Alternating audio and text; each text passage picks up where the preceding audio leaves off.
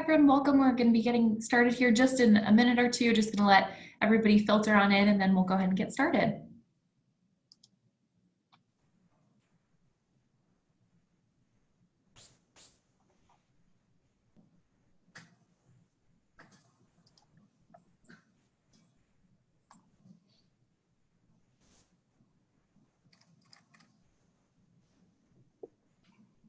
Great. Well, thank you all so much for joining us this afternoon. We're so excited to have everyone here. My name is Emily Littlejohn, and I'm an Associate Director of Alumni Relations here at DePaul. Just going to go over a few very quick Zoom procedures. First, I'm just going to note that all of the video and audio of our participants has been turned off just to make sure that we have the best possible audio and video for our panelists. I'm also going to ask that if you have any questions throughout the presentation, please feel free to use the Q&A feature at the bottom of your screen. You can submit questions that way. We'll be saving some time towards the end to answer them. And I'm also just going to note that this presentation is being recorded in case anybody would like to view it that isn't able to join us this afternoon. So now, without further ado, I'm excited to introduce Marty Murphy. Marty graduated from DePaul's Dry House College of Business in 2006 and currently serves as the Associate Athletics Director for Ticket Sales and Operations here at DePaul. Thank you. Good evening, folks, and welcome to the virtual Wintrust Arena, home of your DePaul Blue Demons. Thank you, Emily, for that great information and for getting us started here tonight. How's everyone feeling out there this evening? I think we're going to have a lot of fun, and I'm very excited to introduce a special guest to the DePaul community tonight, one of our newest Blue Demons. But before we tip off, typically around this time of year, we'd all be gearing up for the first days of DePaul basketball practice and getting ready for the annual Wintrust Arena open house event. We'd be handing out season tickets tomorrow, meeting the teams, taking behind-the-scenes tours, and shooting a couple of free throws with dibs during the family day.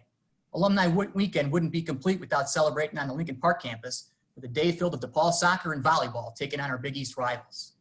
This year, although it's a little bit different, I'm so glad and thankful that the Alumni Office was able to put together a virtual event series to keep our Blue Demons spirit running wild this fall. As Emily mentioned, being your Blue Demons ticket manager, I've had the awesome opportunity to meet with so many on our guest list here tonight. Whether it's on the phone or in person, throughout the years, I can say the best part about Alumni Weekend, coming together with all of you, ringing in the ear with the DePaul community. We had a number of folks joining us on the call tonight from all over the country. So welcome to our alumni, welcome to our season ticket holders, our friends, and our big-time supporters. And of course, our current DePaul students and their families. You truly are the lifeblood of DePaul University.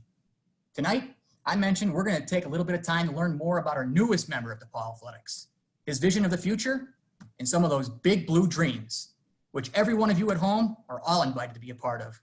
So with that, let's get the show on the road and meet our special guests. Tonight's moderator, who will be administering the Q&A portion, is Dan Allen. Dan is the Vice President of Advancement here at DePaul. In his capacity, Dan provides leadership and management strategies around individual, corporate, and foundation giving. He joined the university in 2015 as Associate VP for Principal Gifts. And prior to DePaul, he served as a Senior Associate AD for External Relations at the University of Chicago School of Public Policy. He also served as a VP of Institutional Advancement at Lewis in Romeoville and Loras College over in Dubuque, Iowa. Dan has worked in educational development for over 20 years. Mr. Dan Allen. And now, I'm very proud and honored to introduce your new Director of DePaul Athletics and the newest Blue Demon, DeWayne Peevy. As the ninth Director of Athletics in DePaul history, DeWayne leads the department after a 12-year stint at Kentucky that included the last 7 years as a Deputy Director of Athletics. Peevy comes to DePaul with experience in all areas of college athletics, with a special focus on men's basketball. In his 12 years at Kentucky, Peevy played a prominent role with fundraising, strategic planning, and media relations. He served as the liaison to the SEC Conference and the network offices and oversaw Kentucky men's hoops, which is considered the most successful Division I program in NCAA history, both in terms of all-time wins and winning percentage.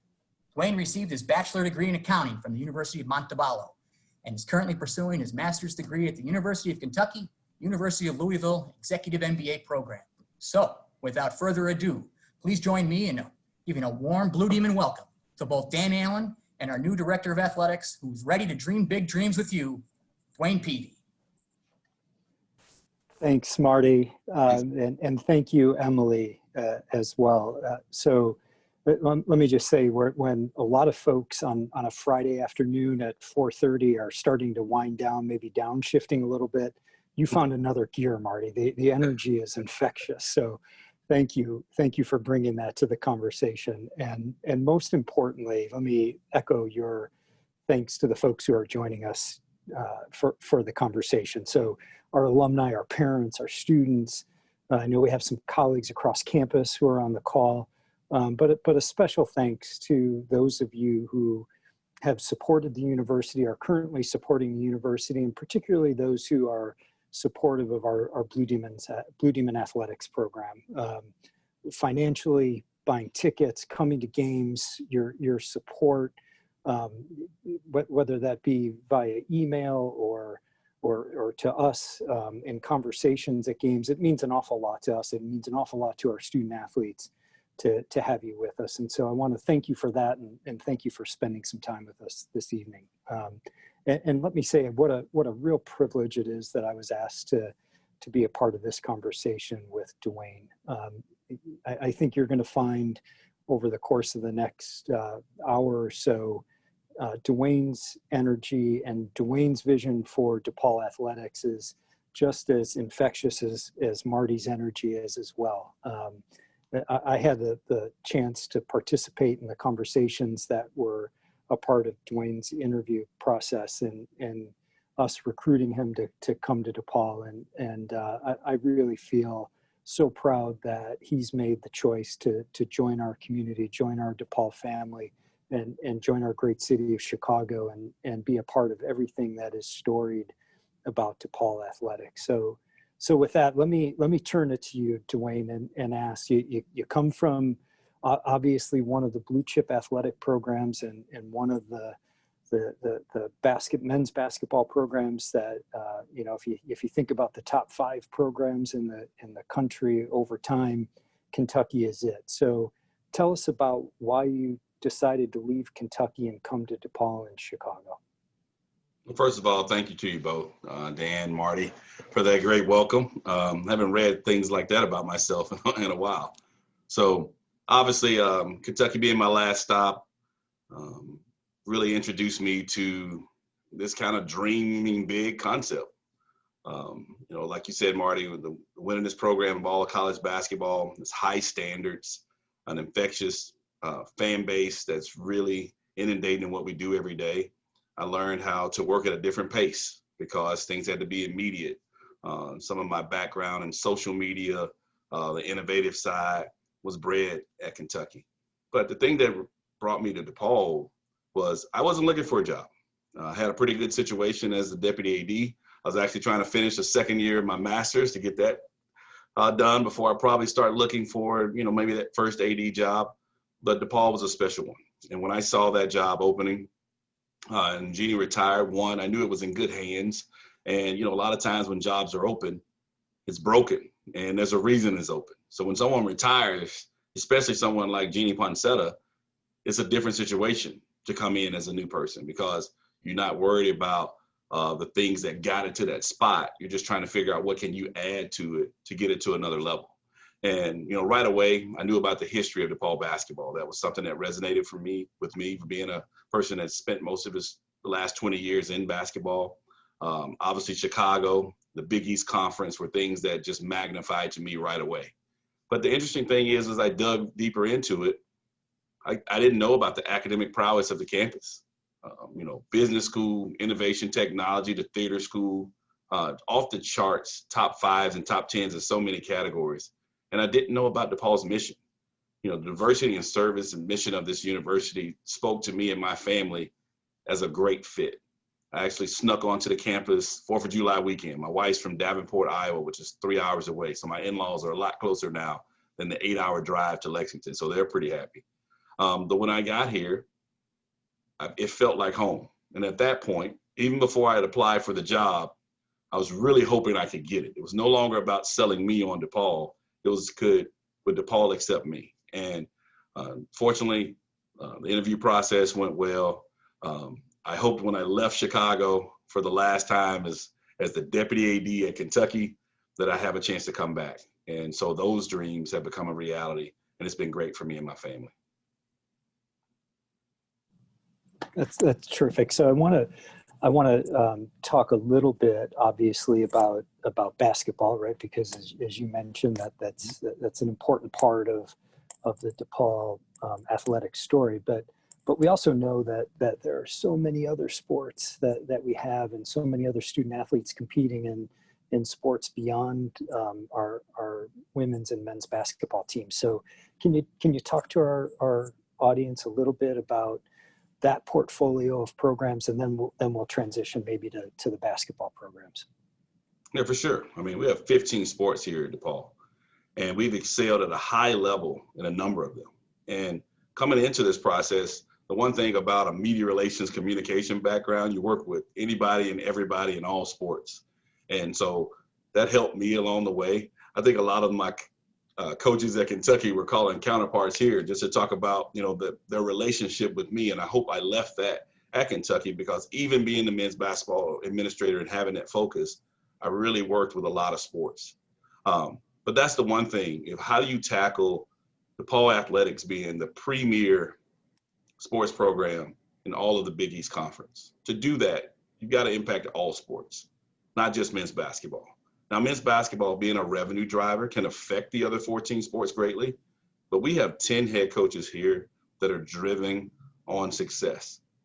For them to come to me and say, DeWayne, we have things that could be successful, and to know if I can help them, instead of starting with their backs against the wall, to have a step forward to really gravitate and have more successes.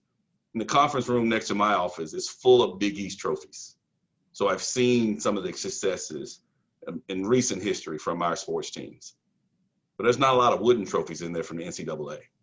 So my drive is to create the NCAA tournament, winning a Big East championship. That's not going to be the ceiling anymore. That's going to be our floor. How do we become NCAA champions and regional champions and national champions, where we're not as excited about making the tournament or winning the Big East? That's just the first step on where we're trying to go. And that's what I'm driving for our other sports. Women's basketball in particular has had unbelievable amount of success. NCAA tournament appearances, I think they're up to 18 now. But how do we get to our first Final Four? How do we get to a point of second weekend as a norm for us? And men's basketball, as you mentioned, how do we get back to the tournament, but not to make a one-time appearance, to a point where that's an annual occurrence? We're counting on that, and we're talking about how we're advancing through this to get back to our championship status where this basketball program deserves to be. Right. And so, as you mentioned, in the Big East, it's a basketball conference, right? And different than I would imagine your experience at Kentucky, where you're competing with football and the SEC and that. In the Big East, basketball is it. It's arguably one of the best college basketball conferences in the country. And I think now with UConn joining, it's something like in the last decade, on the men's side anyway, 5 of the last 10 national champions have come out of the Big East, and obviously the UConn women have a great tradition in terms of their program, to say nothing of our own, and the number of consecutive years that Doug has taken the women's team to the NCAA tournament. So help us understand then. You mentioned a little bit the NCAA tournament being the floor, but what does success look like for the men's and women's basketball teams, and what are the things that you feel we need to put in place to get there? I think in the short term for us, I've kind of labeled it as more of what we call a NACTA Top 100 program, right? And that's an evaluation through all of our sports based on our all sports trophy. Stanford has probably won it the last 15 years, but we're about in the range of 175 to 200 in the last 3 to 5 years. How do we take that step right away to show progress overall? And the only way you get points is if you qualify for NCAA postseason. So it's not, hey, I finished second or third in the Big East and didn't make the NCAA tournament. That's 0. So how do we see immediate impact? Because I look at the top 100 as something that we're going to shoot past. But seeing that growth from an overall sports program where we're the top in the Big East is the immediate goal. But like I said, I came here to win championships. I didn't come here to do a little better. I didn't come here to get us out of last place in men's basketball. I came here to win championships, because That's what I'm used to at that championship level at Kentucky. I could have stayed there, have a chance to win a national championship every year. I'm not giving that up to come here and just have a little bit of impact.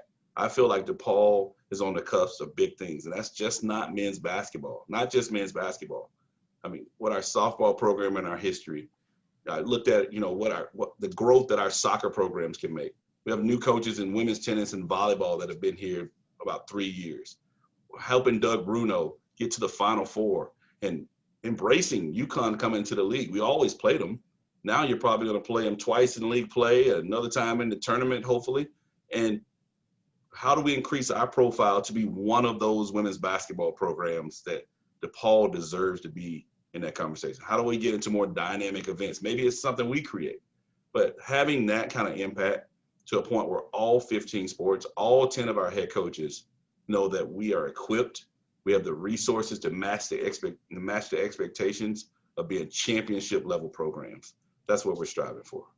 Yeah, and that's been so inspiring to me, DeWayne, to hear you talk like that and to hear you outline your vision in that way, because we have at once this history of being what some folks referred to as the little school under the L, right? And excuse me, all of the things that come with that, the family and at one time DePaul was obviously much smaller than it is now.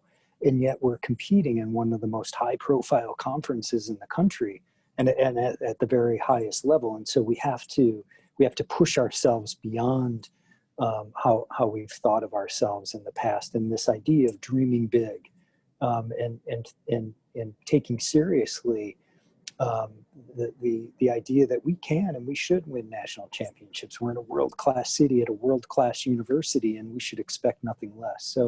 So talk to us a little bit about the pieces that you want to have in place to get to that level, right? In terms of facilities and the type of competition that you want to be in and week out, season in and season out. Paint a little bit of a picture for us so we can understand that better.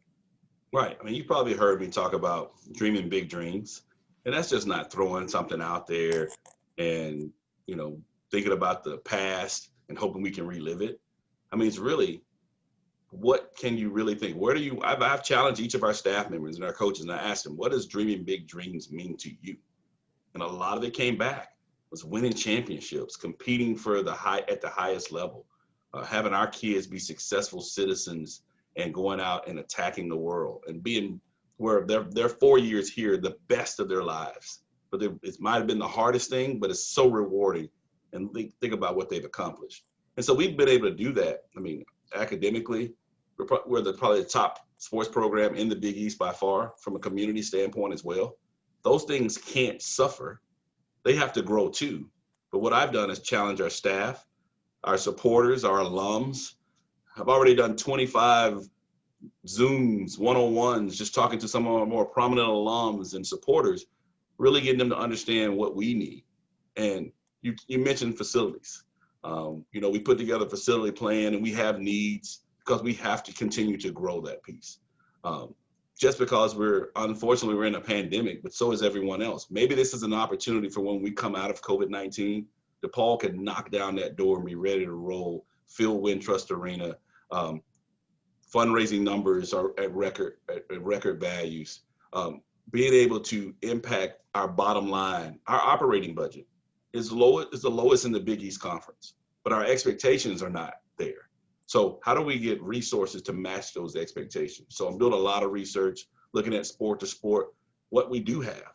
We have great human capital here. We have some great people that have either been here a short period of time or a long period of time. And that's been great to walk in that door and know, okay, I don't have to do a complete overhaul because I don't have anybody that can understand where I'm trying to take this. What I found out quickly, if you have a staff that is ignited by change right now, and they see where we can go, and they've dreamt about this too. I haven't spent most of my time walking around this community with DePaul gear on and telling everybody about, dreaming big and what does it mean to you for no reason. What I found out quickly is I'm not gonna have to convince the people of Chicago or Lincoln Park community or our alums or our parents or our students or our staff. They got the same dreams I have. They think they can get there too. And all I have signified is okay, maybe I'm not losing my mind to think that we can win national championships. Now they're hearing somebody going out there publicly about it, and people are jazzed up. I've started talking to supporters about new giving levels that we've never talked about here at DePaul. Trying to put together a dream team that comes in at a high level of $100,000 a year annually that can really impact what we do every day. My goal is to have 10 or 12 families be part of that dream team and join some of our greats and alums like the Mark Aguirres and Terry Cummins and Rod Stricklands, Quentin Richardsons that we've had conversations with. That's what I'm dreaming about every day. How do we get that to the next level? We have unbelievable alums across our sports. We have unbelievable success in our past. How do we set that tone for our future and be really Chicago's team and Chicago's school and Chicago's athletic program? Yep. So I subscribe to this adage that that is no university has ever become great on tuition dollars alone, right? So when you think about these great institutions across the country, you can't rely on tuition revenue to drive that greatness, right? We need folks from, all segments of our family to participate in that, and oftentimes that involves fundraising, right? And so I'm thinking about what you just said in terms of the human capital that you have in athletics, right? Those folks can only get so far, and we need to help them in other ways. So when you're talking about fundraising, DeWayne, and you have increased philanthropic dollars, in the immediate, how would you spend that money? What would be the first needs that you would meet with those new fundraising dollars? I think immediately we have to reinvest in our kids. Obviously, this is a tough time from a mental health standpoint. We all went to college, and maybe we look back as the most fun time. This might not be that for them right now. And so getting a chance to compete and even practice and train, and hopefully we get back to the field and play of competition. But I think one of the things we've got to look at how they live, how they develop, how they train, having staff that can be able to be there and help them get through this rough spot. I think part of it is once you get to a pandemic and you have some of these constraints on spacing already, then all of a sudden now you've got to practice safety and health standards and spread out even more. You really have some constraints.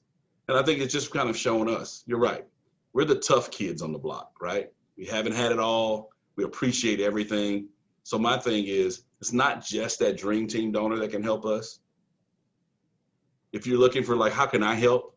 Be a season ticket holder. Buy club seats in Wintrust. Make a capital gift or whatever you can. Sponsor a scholarship. All those things are helpful to us right now. But our biggest focus is how do we affect our operating dollars, because that's going to have real effect on our students right now. Because how they train, teaching them how to eat, sleep, develop as young people to great adults that can help lead the next generation, that's what we need help with. Because right now, they're doing it with their hands behind their back. It's a huge challenge, but that's why people are so successful from this university. But allow them to have a little relief, especially in a time like this. I can tell when I talk to these kids, they're so excited about being here. I don't know what they know about me, but I represent, okay, maybe it doesn't have to be so tough all the time because they're going through so much. But with that toughness, they're so appreciative.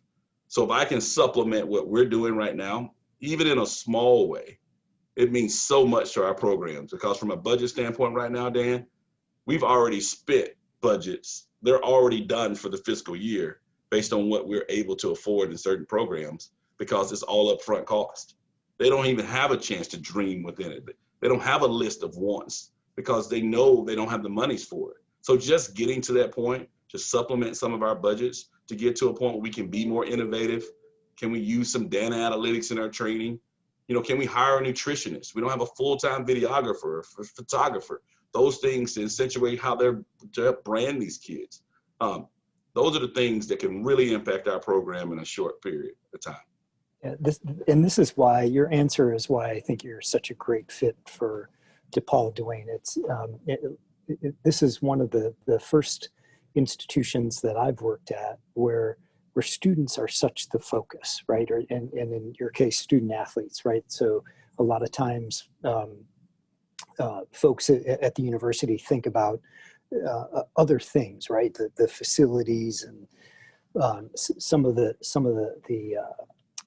programs that are important, but may not directly impact students. And so your answer when in talking about how folks can help in going directly to student athletes and getting resources to them signals your alignment with who we are as a university, which is really encouraging. So thank you for that. Let me ask you to help us understand, when you talk about being one of those top 100 programs, when you have this going the way you want it to go, and it looks like success to you, can you help us understand what the programs are that are out there now where you'd say DePaul is in that category with this program in that school and this program in that school? What are those places? I mean, I think for us, I mean, think about where we kind of started from, our history. We were independent, doing our own thing, and on top of the world, right? The good thing about college athletics is such a moving target. Everybody has an opportunity. If we looked at 20 years ago, some of our even Big East members that we might have never even heard of from athletic standpoint. Everybody's got an opportunity and chance. That's the greatest thing about it. There's no one in the Big East that I'm trying to mimic. I'm trying to go above that where they're looking at us. We're the ones that we're the largest Catholic school in the country. We're the third largest media market with a history that no one can touch. We're the ones that no one wants us to get it going because they can't stop that train. So if you think about what kind of rivalries we have, I want the national rivalries. I want to go to the top of the heap in every sport, and that's who we're playing and competing against. And so right now, I don't have a target of who I want to be like. I know where we need to go, and if anybody's in our way, they just need to move to the side. And I mean, I know that might sound a little different, but like I talk about my vision, starting with what I call them the ABCs of DePaul Athletics. A is academic excellence. We're unbelievable at that. 178 students out of roughly over 210 were honored for academic excellence by the Big East Conference, 178. And we're striving to be better. So we want to have a 3.0 by all 15 sports, but we want to make a 3.5 overall a regular thing in a non-pandemic. And so we're striving, and I'm telling Kate O'Brien, like, how do we get there? Like, that's not something we're just going to rest on. That's going to keep happening. The B of that is building the DePaul brand. How do we create DePaul Athletics to be a place that's a destination spot for coaches and staff? This is not a stepping stone. You don't go anywhere. And that starts with me in this seat right here. This needs to be a destination job. I should have no reason to ever think about going anywhere else. Our success level should be so high that we can still see it going higher, but there's no other place for me to go. And that starts with my seat. C is championship experiences. We talked about that earlier. Our kids need to go through winning championships. Being in those games and those moments, win or lose, will teach you valuable lessons in life. We need more of those. D is developing of our people. So that's intentional development and leadership. Not just our students, but how about our coaches and staff? Have we intentionally tried to develop them to be better to help with the students? And the last is external outreach. That's our E. Doing things like today, talking to our constituents, not being afraid to be out front. Any media members on there, call Greg Greenwell to set up something. We want to talk about dreaming big at DePaul to everyone. Yeah, you said something that really leaves an impression on me, and I hope for those who are listening, and that is our competitors don't want us to get to a place that you're dreaming of, right? If you think about a university that has the strength that DePaul has the support that our alumni, our donors, the city of Chicago offers it, in a world-class city like Chicago, with all of the things that are available to our students, our student athletes to to people who want to be a part of the championship culture that you're talking about, I could see where that could be intimidating to folks across the country, right? So in that regard, you talked a little bit about, and let me say just a warning, if you will, to the people on the call. I only have another question or so, and then it's your turn. So if you're wanting to ask DeWayne a question, begin to think about it now, because I'm about ready to be quiet and let you take over. But when you think about the ways that folks can help, you mentioned fundraising is important, buying season tickets are important. Anything else that you want our folks to understand in terms of how they can help you achieve that vision, in terms of how they can help? Yeah, I think one of the things that I didn't see coming into it was how powerful our fan base is and active they are. There's a lot of Chicago-based DePaul fans that have turned off our channel. They've been frustrated. They still check the scores to see how we're doing. But maybe they've turned us off because they just can't take it anymore. Well, I'm asking you to resubscribe. I need some buy-in on the front end, not just when we get back to getting into tournaments and winning games, but how do you join us now and get in on the floor, right? Buy low with this stock so you can get return on this investment. Because I see you, I've talked to you, I've run into you, and you've told me, yeah, I was a huge DePaul fan growing up. You know, maybe I'll look into it. Maybe I'll go in the game and check them out. We're going to need you because it's not going to happen overnight. But with that investment, when people see how big we can be, I've had people tell me we can't sell out Wintrust Arena. Are you kidding me? I know how many basketball programs are trying to get in Chicago because it is a basketball town because of their alumni bases are big. And even if you're an alum from another school and you just want to be around something big and say, hey, I want someone to take my clients to or something like that, hey, use this time to invest in too. From a corporate sponsorship, this is the time. Buy low. You'll reap the benefits later on. And I think that's the thing with the alums that we're churning out year to year, being such a big school. Maybe you didn't have the athletic experience when you were a student here, but you know you're from DePaul and you have pride in your school. This is the time to get in on the front end. What I've done, Dan, when I was at Kentucky, I had an opportunity to help a lot of people because I was in a power position. I could say no to anything, but I chose to help a lot of people along the way too. And so I've cashed in all my chips on all those friendships, all those favors. I'm knocking on every door. We're going to have some home and homes that are big. We're bringing some big teams to Wintrust Arena because I'm going to be able to help with those things, thinking big, being innovative ideas, and some of the relationships I had. I didn't realize how many relationships I had in Chicago. And so I started looking at it, how many people were connected to here.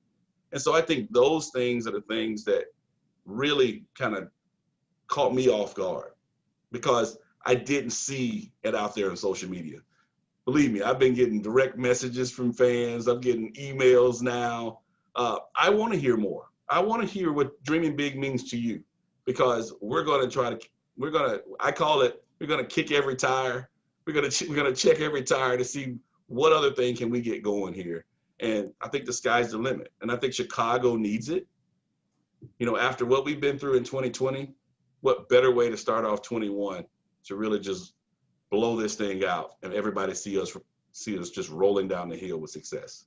Yeah, I couldn't agree more. Chicago's such a great city and such a great sports town, right? And if you think about the personalities that have been a part of our sports scene in Chicago, coaches and athletes alike, it's a place that loves big dreams and big ambitions and people who don't quit and who accept nothing less than winning.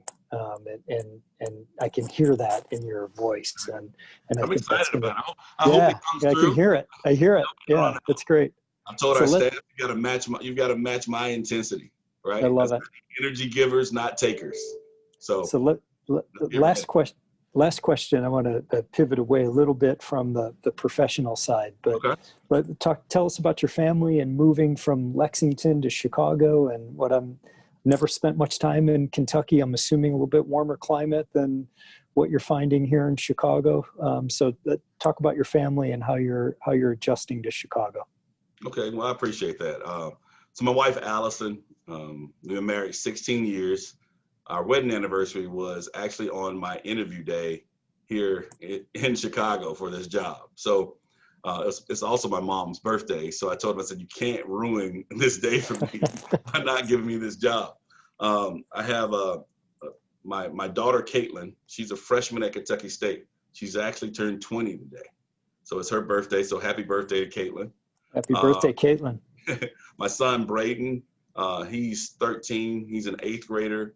We're looking for a high school for next year. I've got all kinds of recommendations because there's so many great places to go. But right now, he's finishing school in Lexington remotely. And actually, Caitlin's coming to visit this weekend. So she's going to get a chance to come to Chicago while I'll do a little recruiting myself to see if I can get her to transfer to DePaul so she can be closer to us. But they're loving it. They got here about 2 weeks after I got to town. I've also got my two dogs. I got a 7-month-old COVID puppy named April. She's a boxer Pyrenees mix, and then I've got a 7-year-old Jack Russell Beagle mix named Milo. He is the loudmouth of the family. So we're inundated here. We actually close on a condo in a couple of weeks. We have got an offer on our Lexington house as well, and hope to close on that the first week in November. So things are kind of moving, and we're going to be Lincoln Park residents, about a half a mile from the campus, because my wife was adamant about that she wanted to be the family to be involved. 1, I can get home and back quicker. 2, when there are events going on campus, they want to be a part of that. They're used to being inundated in what we do in campus, and that was important to me too. And so I can't wait. It's exciting. I don't mind it being a little cold. Now I know this is nothing. I know I'm from Birmingham, Alabama originally, so that's probably my basis on it. Kentucky was a little cold, but I'd rather have it cool than hot. I'm not going to say cold because I don't know real cold, but I'm not worried about that. They told me that they'll advise me on the type of jackets I need to have. My sports teams have already dropped off a couple of jackets to get me through the interim, and we'll see how January, February is. 2 things. I've never been to Chicago in January or February, but until this year, I had never been to Chicago in the summer either, and that was pretty awesome. So hey, look, here's how we approach it. Just put a hat and gloves on and get to work, right? You'll be fine. Can I walk to work? You can walk to work, put your hat and gloves on, put some boots on, walk to work, and get after it. All right, sounds good. That's how we do it in January and February. All right, so I think Emily or Marty, that's it for my formal questions. Yeah. Awesome. That was very fun. Both for watching, and DeWayne, we'll have to check in with you in January or February again and see how that going. Okay. On the Chicago winter. To kick off our questions, the first question would be, any plans for the sports seasons that were previously canceled this fall to compete during this academic year? Yes. So right now we're having Big East meetings with the ADs. All our fall sports were just suspended. So nothing was canceled. And so the plan right now is to do those, I guess, for DePaul or in the winter and spring quarters. So in 2021. So we haven't finalized when those things will start, but all our teams are training for a season coming up. So there's no sport of the 15 sports here so far that are not planning to have a season at this point. And so we're hoping to get those things started. It's going to be a very busy 2021 with both basketballs. I mean, basically all 15 sports will be playing in that one calendar year. So it'll be interesting. Good question. Awesome. Well, thank you. Sort of on a somewhat related COVID note. So our next question, many high school athletes are concerned that seasons canceled due to COVID will impede college opportunities. What does recruiting look like for this year and next year? And how will you continue to evaluate those athletes? Well, I think for us, at the Big East level, it's been a little different.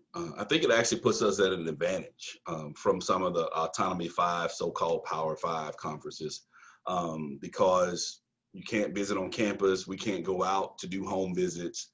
And so some of our virtual recruiting, the focus on development and the staff has put us in an area of strength.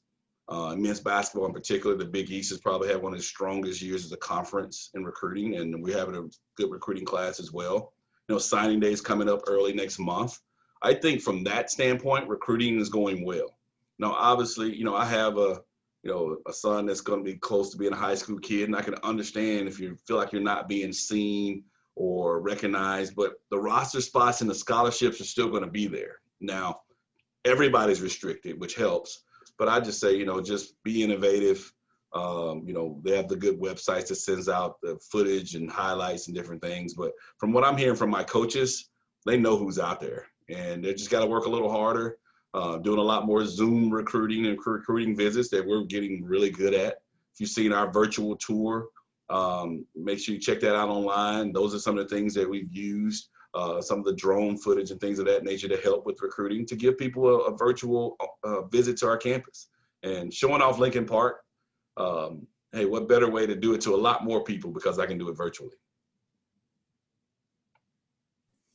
Awesome. Thanks for sharing. And we'll see if we can send out that link to the virtual tour in the chat as well, in case anybody's curious about checking that out. Okay. So the next question is a little bit more lighthearted. Are there any plans to utilize the old Blue Demon logo for marketing and for the sale of fan gear for special or big games, or any sort of different merchandise?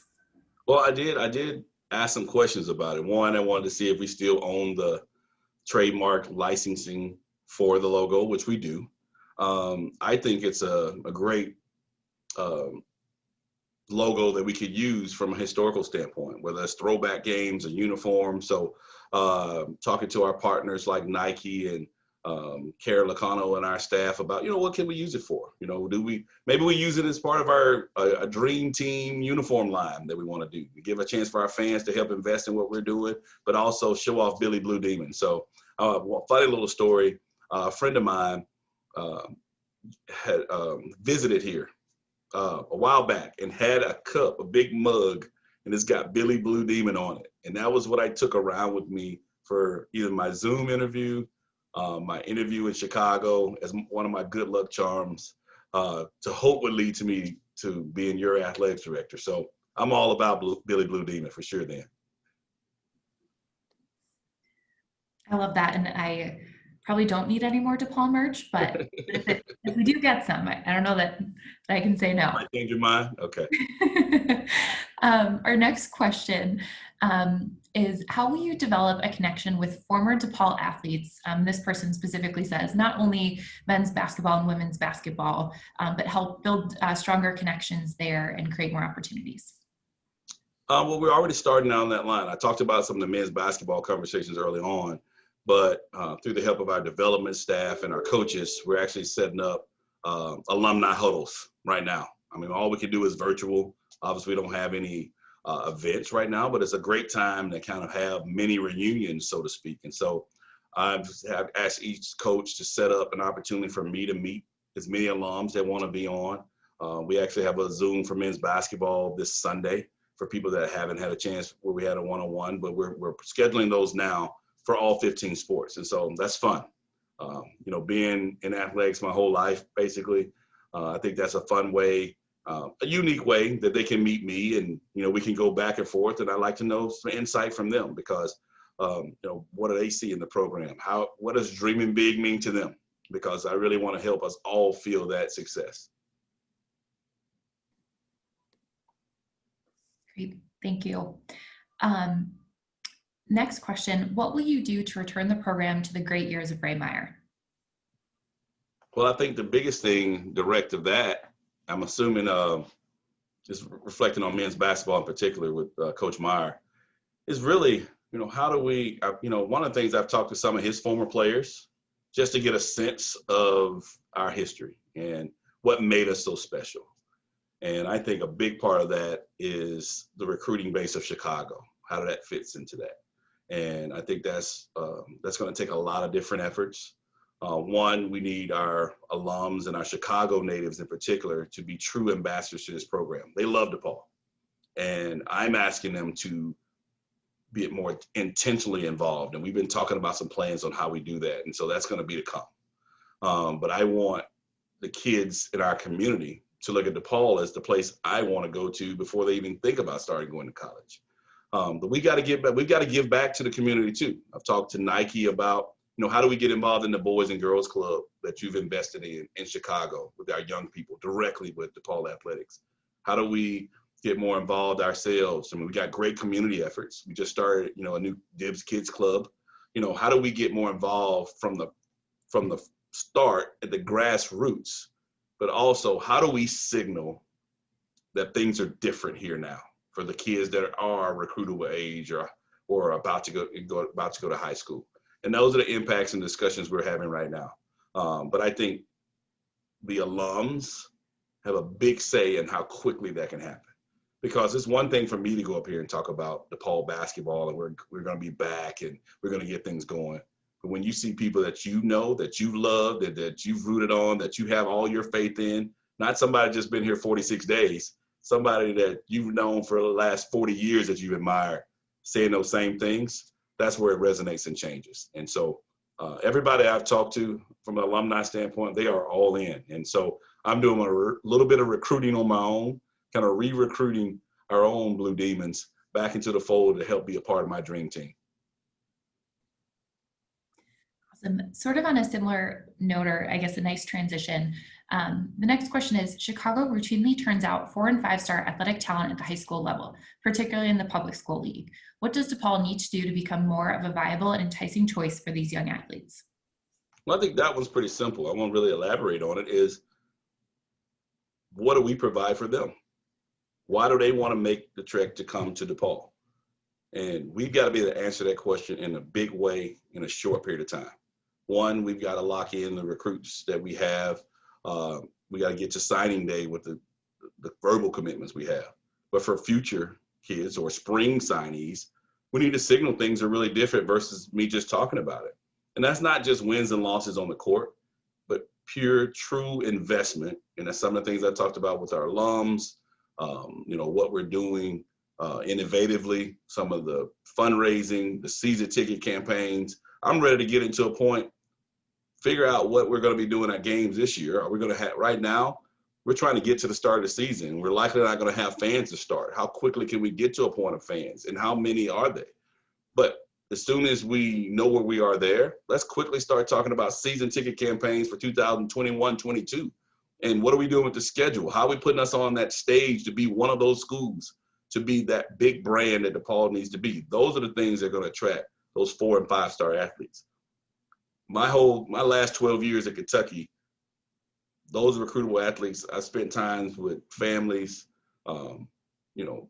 these young men, and I have a better sense of what attracts them. And those are the things that I'm sharing with our staff here to put my stamp on what we're doing in recruiting in our future.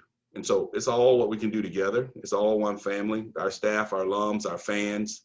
What can we do? But it's really just getting DePaul on that national map so you don't have to go somewhere else. You can come right here and get everything you want. Mom, dad, sisters, uncles, aunts, everybody, grandma can come to the game, and you can stay right here and reach your dreams here too. I love that. Great. On a note of what this season kind of will look like, when will the basketball schedule be released? I think the first thing we're warning is when the Big East schedule is released. We're still working through that. I think Big East Media Days, October 28th, so probably likely in conjunction with that. We're still working through health and safety parameters to decide on the Big East schedule, which will allow us to release our non-conference schedule as a whole. Right now, we're working on the options we have in non-conference. We can play 5 or 7 games max. 7 if we're in a multi-team event. I know you saw publicly that we were not going to be in the Las Vegas event. Right now, our current plan is to not play in one of the travel tournaments. A lot of them are breaking down. Some of the travel restrictions. We want to make sure we can play some games to get ready for Big East play. So we're likely going to stick with 5 non-conference games going forward. Most of those games are going to come from games we already had contractually, because if it's not impacted by the Big East schedule or the NCAA new start date, we're contractually bound to play those games. And so we're in negotiations with some of our previous opponents. So you're not going to see a bunch of new teams out of nowhere for this year, because we were already contractually bound to some of those games. But we've already started talking about some new innovative ways for next year. But this year, obviously, Big East schedule, getting to a point of playing 20 conference games in the Big East. Hopefully we can complete the whole schedule, get ready for postseason, and start enjoying some of those wins and championships in Wintrust right away. I mean, that's what our goal is. How do we – I went to practice yesterday. We just started practice 2 days ago with the 20-hour rule for official practice start date. And just seeing guys get after it. I missed that. I haven't been to a basketball practice since March, and it's been a long time. And so I needed it too. So I can only imagine how our kids feel. But we should have something out here soon, probably in the next couple of weeks. Great.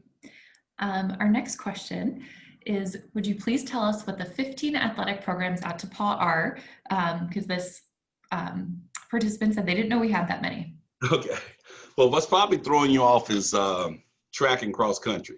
So we have 10 head coaches, but track technically counts for 6.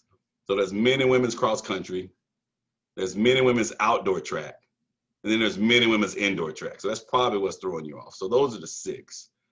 Then the other 9 are men and women's tennis, softball, men and women's soccer, men and women's basketball. And then what did I miss? Men's golf and volleyball.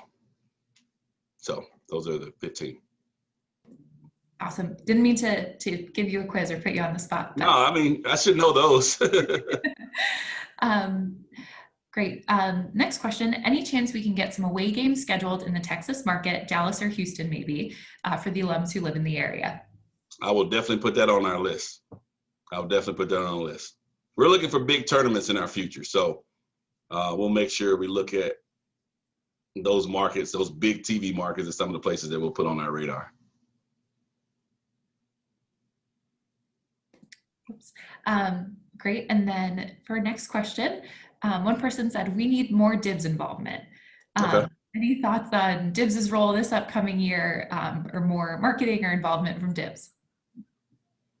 Well, I haven't met DIBS yet, and I'm not sure I can have a conversation with DIBS because I don't think DIBS talks.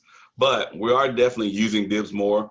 As I mentioned earlier, we're having our new kids club. It's called a DIBS Kids Club. I mean, I think DIBS has been a big factor of how can be involved in our marketing on game day. My hope is we can get fans in for this season and impact, and you can see the differences that we're heading in a different direction with our fan experience. One of the things that I want to start put together, part of our strategic plan, is that we're going to have a fan experience committee. And I'm going to be reaching out to some of you to join that committee and have a chance to have a role along with our staff and coaches. So be on the lookout for that. But I definitely am a big fan of DIBS. Demon in a blue suit is a pretty cool thing. Great. For our next question, any thoughts about doing an all Chicago area basketball tournament in the future, maybe including programs like DePaul, Loyola, UIC, and Northwestern? I actually looked at it this year to see when we got out of our MTE event to see if we could pull off something this year. It became pretty problematic just from the timing because it's such a short window and what likely will be our non-conference play before. So I'm definitely a proponent looking to that. Some of the state of Illinois ADs, especially in the Chicago area, we've been talking about some of those things. And so we'll continue to do that because I think having something, a so-called, maybe a Wintrust Windy City Classic would be a great way to start off our season every year here in Chicago. So I'm definitely in favor of looking into something like that.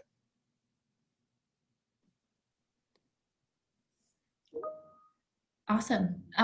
There were a couple similar questions on that. So I'm glad we covered those. But we have about 5 minutes left and just want to make sure you and Dan both have the opportunity to share some final thoughts or any sort of last words before we wrap up tonight. Yeah, I'm going to let DeWayne have the final word, but I'm gonna take advantage of my rights as the moderator to offer a couple comments here, and maybe to you, DeWayne, and to our alums who are participating. And I think, DeWayne, I may have shared this with you, but my father was a DePaul alum, was actually a manager for the basketball team under Coach Meyer, and so DePaul basketball, right? And I remember, back in the day, if you will, despite my blindingly youthful looks, I did go to, I have some miles on me, and I remember as a little kid going to the games back in the late 70s, early 80s, and I remember in this particular game, DePaul had just become ranked number 1 in the country, and it may have been, perhaps in at that time, the first time that they had been ranked number 1 in the country. And we were at the game, and it was out in Rosemont, and the place was packed, and DePaul came out of the tunnel, and the point guard for the team was this guy called Clyde Bradshaw, really great point guard. Some of the folks on the call probably know him or watched him play, right?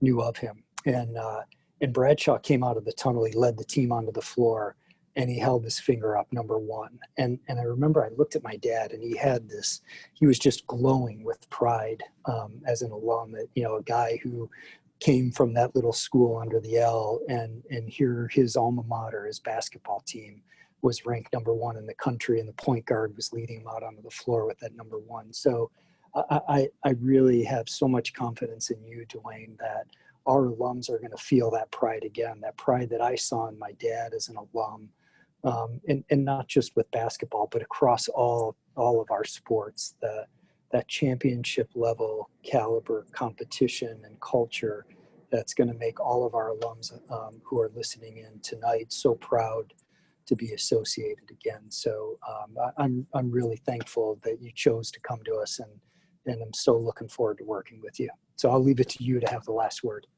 Thanks, Dan. One thing I want to say to everybody, I know we saw a few questions about how can we help now. And I think the biggest thing is that we have to understand that we are under some constraints because of the pandemic, where, revenues are down because of corporate sponsorships. If we can't have fans at games, the monies from season tickets are down.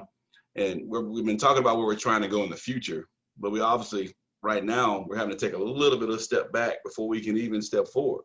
And so if you're a season ticket holder, go ahead and renew, because that'll be helpful to us. And you can even decide to donate that money back to the school before you re-up for next year, because that's something you can do, before you even know you can go to games. That's something you can help us with now, because those are monies that will definitely help our bottom line.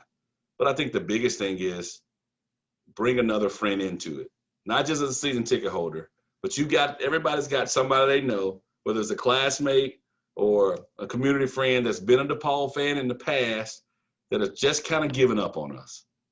We need all the recruiting we can need. We need all of you to be recruiters out there, because this is a community that's starving for this success.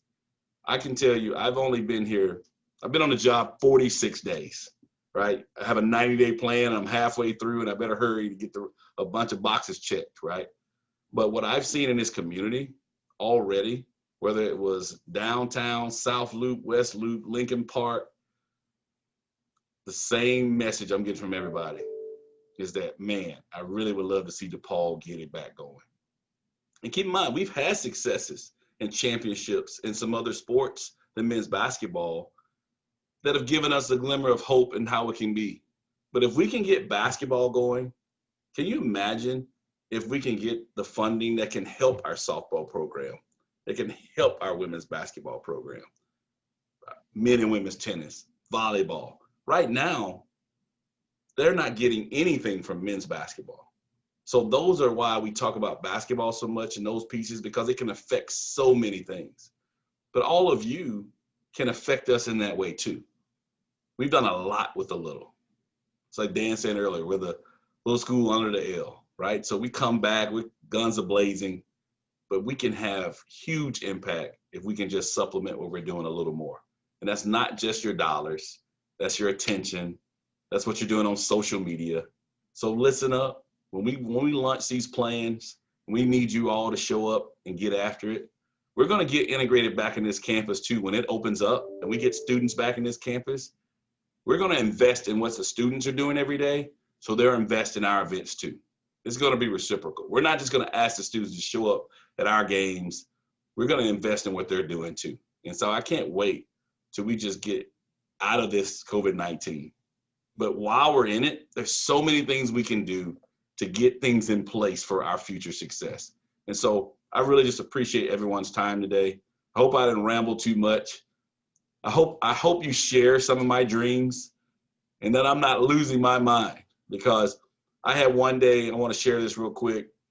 I was on doing some calls with alums and supporters, and 2 back-to-back calls you get on a Monday morning. You know, Monday's a tough day for us all. And the first one told me, I'm so glad you came here. You don't realize what you coming from Kentucky meant to me and my family and my friends. That signified that maybe we have something special.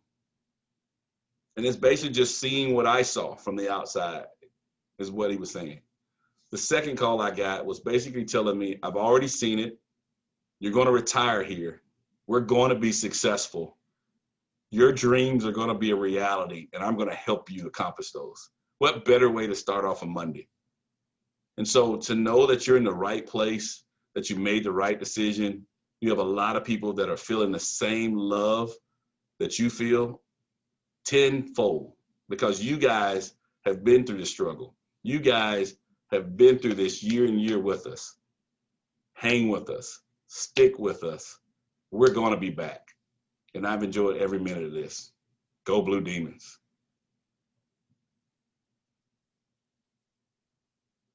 Brilliant. Thanks, DeWayne. And thank you again, everyone, for spending time with us. And thank you in advance for being on board with DeWayne's vision for DePaul Athletics and for student athletes at DePaul. Thanks so much. Thanks, everybody.